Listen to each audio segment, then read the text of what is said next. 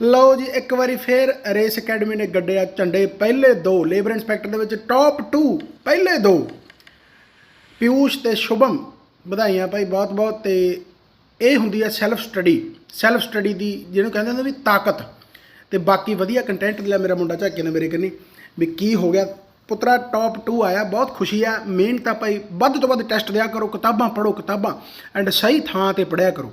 ਜੇਕਰ ਸਹੀ ਗਾਈਡੈਂਸ ਹੋਵੇ ਤਾਂ ਬਹੁਤ ਵਧੀਆ ਤਰੀਕੇ ਦੇ ਨਾਲ ਤੁਹਾਡਾ ਵੀ ਰੈਂਕ ਆ ਸਕਦਾ ਭਾਈ। ਫਾਲਤੂ ਚੀਜ਼ਾਂ 'ਤੇ ਜਿਹੜਾ ਹੈਗਾ ਧਿਆਨ ਤੁਹਾਡਾ ਵੱਧ ਰਹਿੰਦਾ ਗਾ। ਉਹਨਾਂ ਚੀਜ਼ਾਂ 'ਤੇ ਤੁਸੀਂ ਦੇਖਿਆ ਹੀ ਹੋਊਗਾ YouTube 'ਤੇ ਮੈਂ ਕਿੰਨਾ ਜ਼ਿਆਦਾ ਬਹੁਤ ਪ੍ਰਮੋਟ ਕਰਦਾ ਸੈਲਫ ਸਟੱਡੀ ਨੂੰ ਐਂਡ ਬਹੁਤ ਵਧੀਆ ਤਰੀਕੇ ਨਾਲ ਪੜ੍ਹਿਆ ਕਰੋ ਭਾਈ।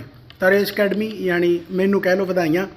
ਤੇ ਇਸ ਤੋਂ ਪਹਿਲਾਂ ਪਟਵਾਰੀ ਦੇ ਵਿੱਚ ਵੀ ਪਹਿਲਾ ਰੈਂਕ, ਕਾਂਸਟੇਬਲ ਦੇ ਵਿੱਚ ਵੀ ਪਹਿਲਾ ਰੈਂਕ। ਮੇਰੇ ਸੁਪਨੇ ਸੀਗਾ ਜਿਹੜਾ ਇੱਕ ਵਾਰੀ ਰੈਂਕ ਲੈਣਾ, ਇਹ ਤਾਂ ਹੁਣ ਚੌਥੀ ਪੰਜਵੀਂ ਵਾਰ ਪੂਰਾ ਹੋ ਗਿਆ।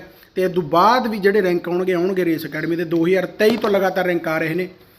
ਤੇ ਵਧਾਈਆਂ ਭਾਈ, ਥੈਂਕ ਯੂ ਸੋ ਮਚ।